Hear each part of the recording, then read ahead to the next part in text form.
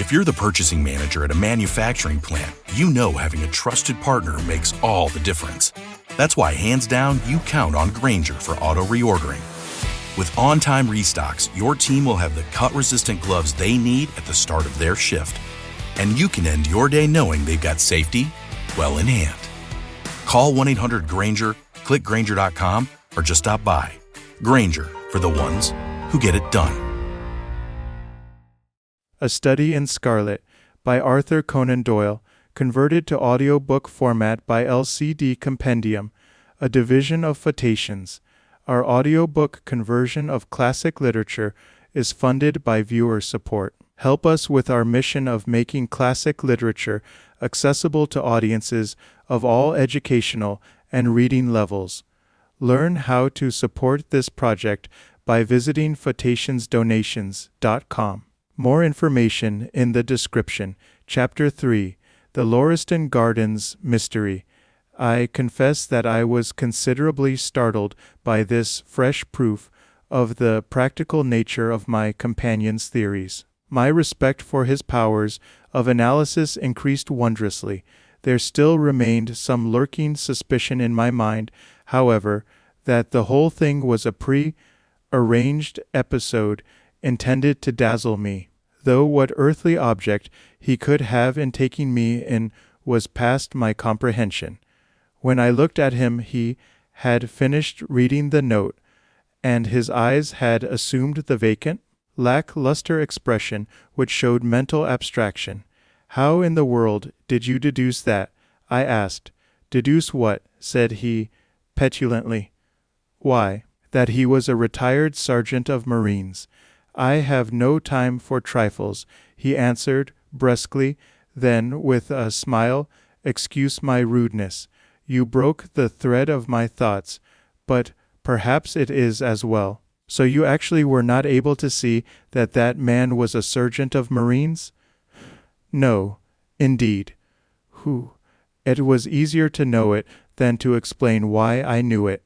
If you were asked to prove that 2 and 2 made 4, you might find some difficulty, and yet you are quite sure of the fact. Even across the street I could see a great blue anchor tattooed on the back of the fellow's hand. That smacked of the sea. He had a military carriage, however, and regulation side whiskers. There we have the Marine. He was a man with some amount of self-importance and a certain air of command.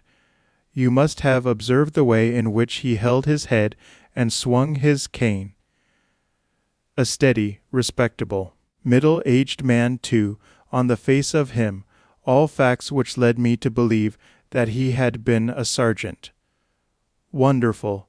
I ejaculated. "Commonplace," said Holmes, though I thought from his expression that he was pleased at my evident surprise and admiration. "I said just now that there were no criminals. It appears that I am wrong. Look at this." He threw me over the note which the commissionaire had brought. "Why," I cried, as I cast my eye over it, "this is terrible." "It does seem to be a little out of the common," he remarked calmly. "Would you mind reading it to me aloud? This is the letter which I read to him. Myddeawrmr. He Arlootsi Cache o Lummen East. There has been a bad business during the night at 3 Lauriston Gardens off the Brixton Road.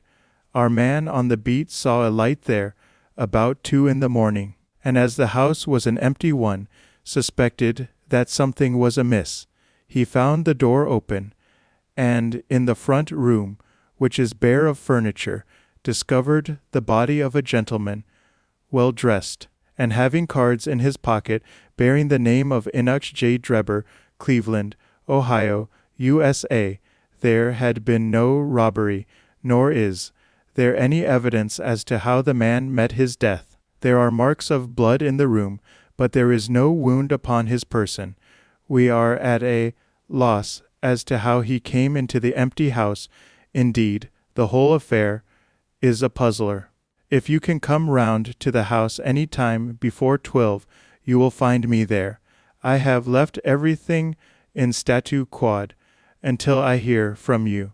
If you are unable to come, I shall give you fuller details, and would esteem it a great kindness if you would favor me with your opinion. Yours faithfully, Tobis Garregis O. Nen. Gregson is the smartest of the Scotland Yarders. My friend remarked. He and Lestrade are the pick of a bad lot. They are both quick and energetic, but conventional, shockingly so. They have their knives into one another too. They are as jealous as a pair of professional beauties. There will be some fun over this case if they are both put upon the scent. I was amazed at the calm way in which he rippled on. Surely there is not a moment to be lost, I cried. Shall I go and order you a cab? I'm not sure about whether I shall go. I am the most incurably lazy devil that ever stood in shoe leather.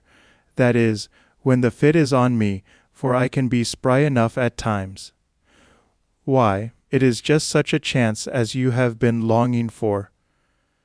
My dear fellow, what does it matter to me? Supposing I unravel the whole matter, you may be sure that Gregson, Lestrade, and Co. will pocket all the credit. That comes of being an unofficial personage. But he begs you to help him. Yes, he knows that I am his superior, and acknowledges it to me, but he would cut his tongue out before he would own it to any third person. However, we may as well go and have a look. I shall work it out on my own hook. I may have a laugh at them if I have nothing else. Come on. He hustled on his overcoat and bustled about in a way that showed that an energetic fit had superseded the apathetic one. Get your hat, he said. You wish me to come? Ho, yes, if you have nothing better to do. A minute later we were both in a hansom, driving furiously for the Brixton Road.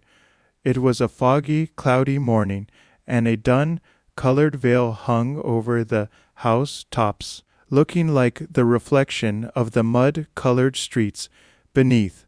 My companion was in the best of spirits, and prattled away about Cremona fiddles, and the difference between a Stradivarius and an Amati. As for myself, I was silent, for the dull weather and the melancholy business upon which we were engaged depressed my spirits. You don't seem to give much thought to the matter in hand, I said at last, interrupting Holmes' musical disquisition. No data yet, he answered. It is a capital mistake to theorize before you have all the evidence. It biases the judgment.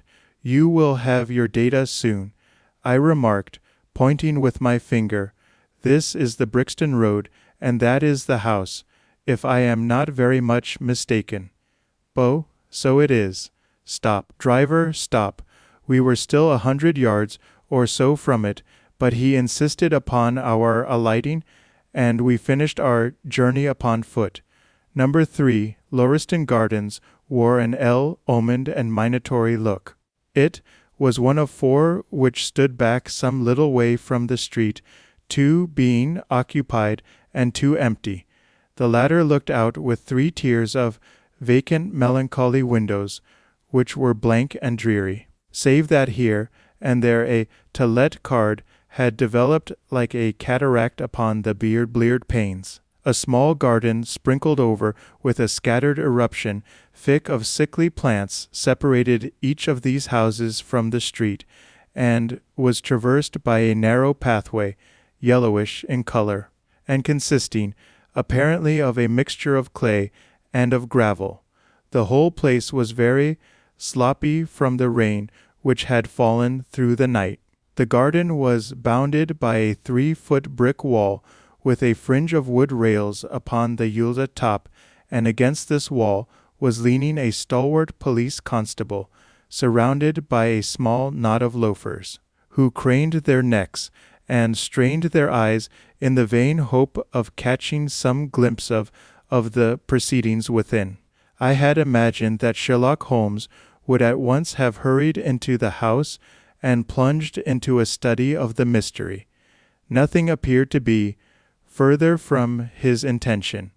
With an air of nonchalance which, under the circumstances, seemed to me to border upon affectation, he lounged up and down the pavement and gazed vacantly at the ground, the sky, the opposite houses, and the line of railings. Having finished his scrutiny, he proceeded slowly down the path, or rather down the fringe of grass which flanked the path, keeping his eyes riveted upon the ground. Twice he stopped, and once I saw him smile, and heard him utter an exclamation of satisfaction. There were many marks of footsteps upon the wet clayey soil, but since the police had been coming and going over it, I was unable to see how my companion could hope to learn anything from it. Still I had had such extraordinary evidence of the quickness of his perceptive faculties, that I had no doubt that he could see a great deal which was hidden from me.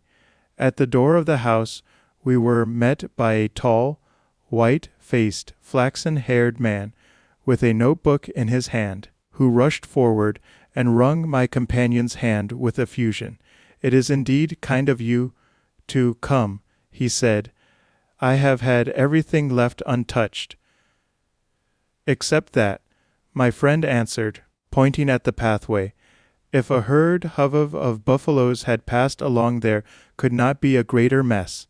No doubt, however, you had drawn your own conclusions, Gregson, before you permitted this." "I have had so much to do inside the house," the detective said, evasively. "My colleague, Mr. Lestrade, is here. I had relied upon him to look after this." Holmes glanced at me and raised his eyebrows sardonically. "With two such men as yourself and Lestrade upon the ground, there will not be much for a third party to find out," he said. Gregson rubbed his hands in a self-satisfied way. "I think we have done all that can be done," he answered. "It's a queer case, though, and I knew your taste for such things." "You did not come here in a cab?" asked Sherlock Holmes. "No, sir." "Nor Lestrade?" "No, sir." "Then let us go and look at the room," with which inconsequent remark he strode on into the house, followed by Gregson, whose features expressed his astonishment. A short passage, bare-planked and dusty, led to the kitchen and offices. 2 doors opened out of it to the left and to the right. One of these had obviously been closed for many weeks. The other belonged to the dining room, which was the apartment in which the mysterious affair had occurred. Holmes walked in, and I followed him with that subdued feeling at my heart which the presence of death inspires. It was a large square room, looking all the larger from the absence of all furniture. A vulgar flaring paper adorned the walls, but it was blotched in places with mildew, and here and there great strips had become detached and hung down, exposing the yellow plaster beneath. Opposite the door was a showy fireplace, surmounted by a mantelpiece of imitation white marble. On one corner of this was stuck the stump of a red wax candle. The solitary window was so dirty that the light was hazy and uncertain, giving a dull gray tinge to everything, which was intensified by the thick layer of dust which coated the whole apartment. All these details I observed afterwards. At present my attention was centered upon the single grim motionless figure which lay stretched upon the boards, with vacant sightless eyes staring up at the discolored ceiling. It was that of a man about 43 or 44 years of age, middle-sized, broad-shouldered, with crisp curling black hair. He was short, stubbly beard. He was dressed in a heavy broadcloth frock coat and waistcoat with light-colored trousers, an immaculate collar and cuffs. A top hat, well brushed and trim, was placed upon the floor beside him. His hands were clenched and his arms thrown abroad, while his lower limbs were interlocked as though his death struggle had been a grievous one. On his rigid face there stood an expression of horror, and, as it seemed to me, of hatred, such as I have never seen upon human features. This malignant and terrible contortion, combined with the low forehead and prognathous jaw, gave the dead man a singularly simious and ape-like appearance, which was increased by his writhing, unnatural posture. I have seen death in many forms, but never has it appeared to me in a more fearsome aspect than in that dark, grimy apartment which looked out upon one of the main arteries of suburban London. Lestrade, lean and ferret-like as ever, was standing by the doorway, and greeted my companion and myself. "This case will make a stir, sir," he remarked. "It beats anything I have seen, and I am no chicken." "There is no clue," said Gregson. "None at all," chimed in Lestrade. Sherlock Holmes approached the body, and, kneeling down, examined it intently. "You are sure that there is no wound?" he asked, pointing to numerous gouts and splashes of blood which lay all round. "Positive," cried both detectives. "Then, of course, this blood belongs to a second individual, presumably the murderer, if murder has been committed. It reminds me of the circumstances attendant on the death of Van Jansen in Utrecht in the year '34. Do you remember the case, Gregson?" "No, sir." "Read it up. You really should. There is nothing new under the sun. It has all been done before." As he spoke, his nimble fingers were flying here, there, and everywhere, feeling, pressing, unbuttoning, examining, while his eyes wore the same far-away expression which I have already remarked upon. So swiftly was the examination made, that one would hardly have guessed with the minuteness with which it was conducted. Finally, he sniffed the dead man's lips, and then glanced at the soles of his patent leather boots. "He has not been moved at all?" he asked. "No more than was necessary for the purposes of our examination." "You can take him to the mortuary now," he said. "There is nothing more to be learned." Gregson had a stretcher and 4 men at hand. At his call they entered the room, and the stranger was lifted and carried out. As they raised him, a ring tinkled down and rolled across the floor. Lestrade grabbed it up and stared at it with mystified eyes. "There's been a woman here," he cried. "It's a woman's wedding ring." He held it out, as he spoke, upon the palm of his hand. We all gathered round him and gazed at it. There could be no doubt that that circlet of plain gold had once adorned the finger of a bride. "This complicates matters," said Gregson. "Heaven knows they were complicated enough before." "You're sure it doesn't simplify them?" observed Holmes. "There's nothing to be learned by staring at it. What did you find in his pockets?" We have it all here," said Gregson, pointing to a litter of objects upon one of the bottom steps of the stairs. "No, 97163 by Barrad of London, gold Albert chain, very heavy and solid, gold ring with Masonic device, gold pin, bull dog's head with rubies as eyes, Russian leather card case with cards of Enoch J. Drebber of Cleveland, corresponding with the EJD upon the linen.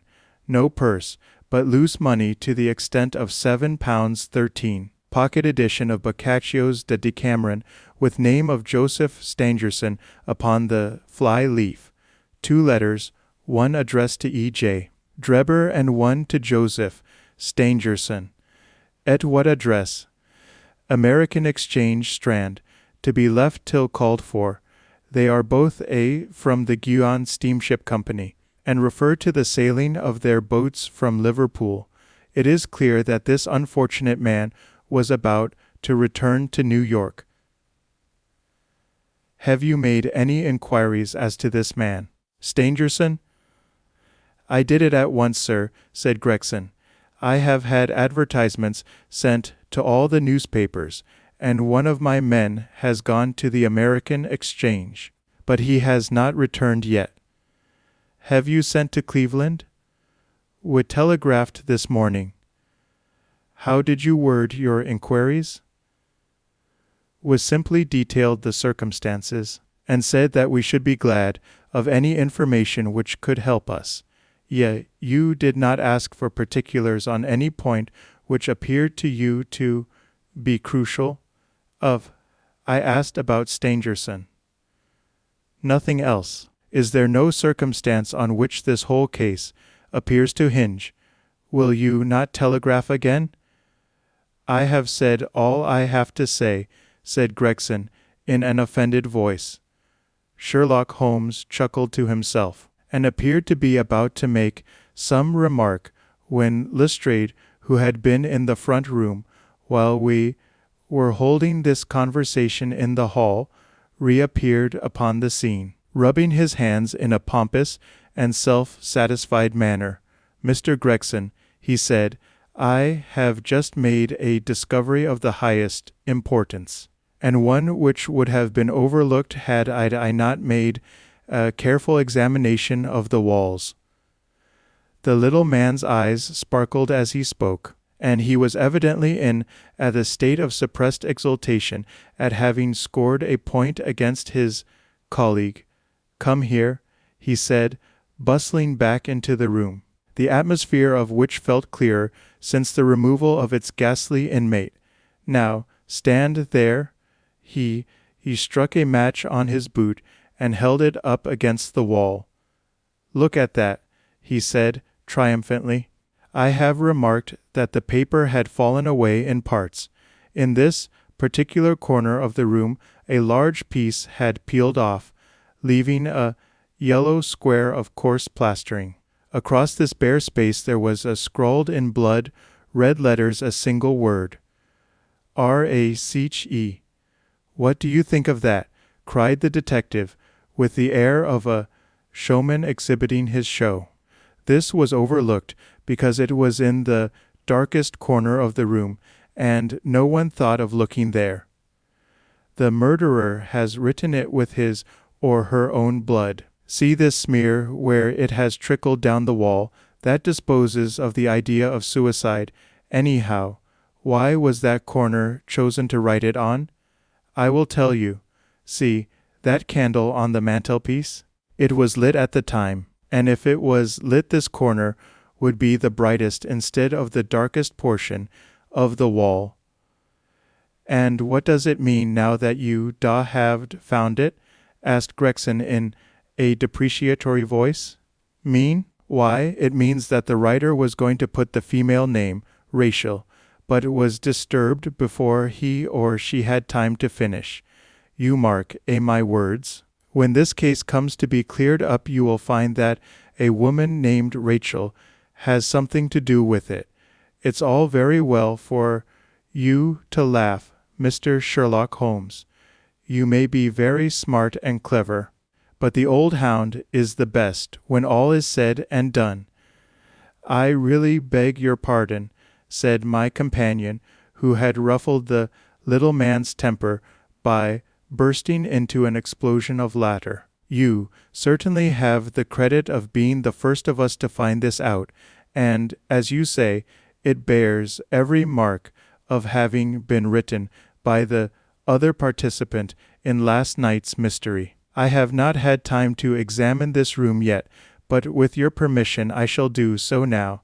As he spoke, he whipped a tape measure and a large round magnifying the glass from his pocket.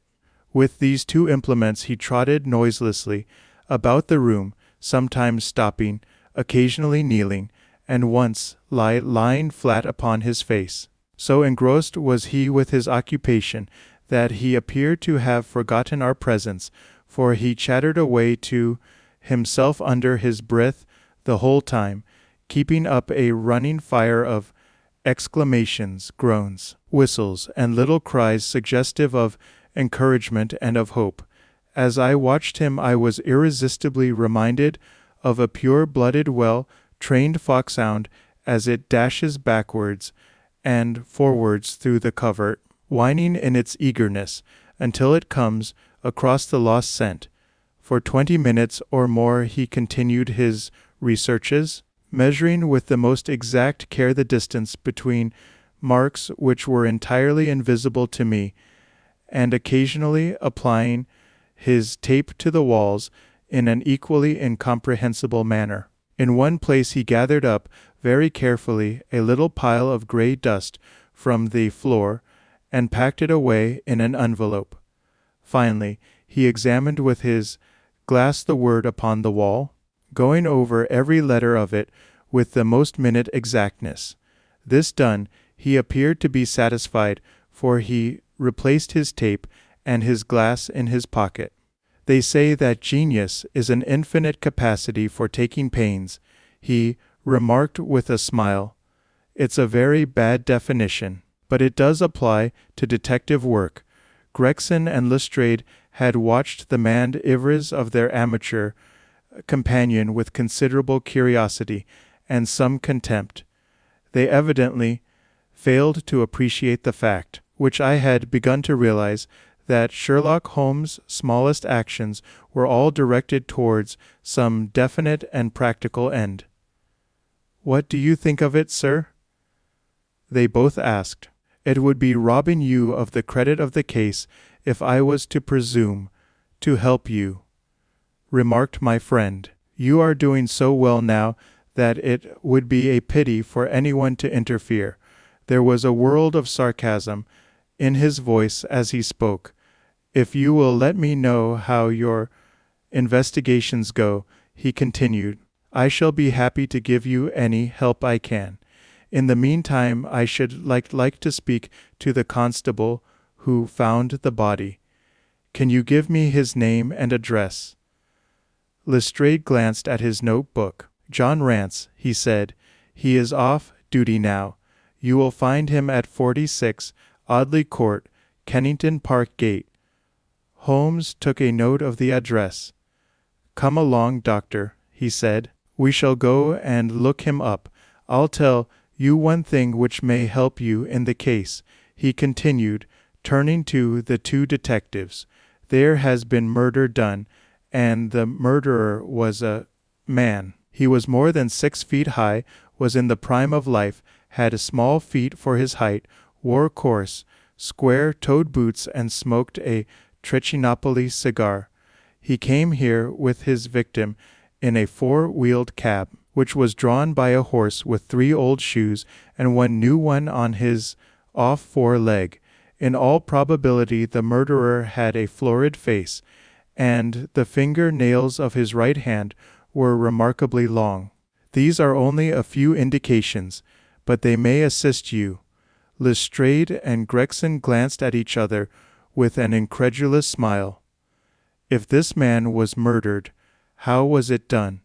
asked the former. "Poison," said Sherlock Holmes curtly, and strode off. "One other thing, Lestrade," he added, turning round at the door. "Rache is the German for revenge, so don't lose your time looking for Miss Rachel." With which Parthian shot he walked away, leaving the two rivals open-mouthed behind him. If you're an HVAC technician and a call comes in, Grainger knows that you need a partner that helps you find the right product, fast and hassle-free. And you know that when the first problem of the day is a clanking blower motor, there's no need to break a sweat. With Grainger's easy-to-use website and product details, you're confident you'll soon have everything humming right along. Call 1-800-GRAINGER, click Grainger.com, or just stop by. Grainger, for the ones who get it done.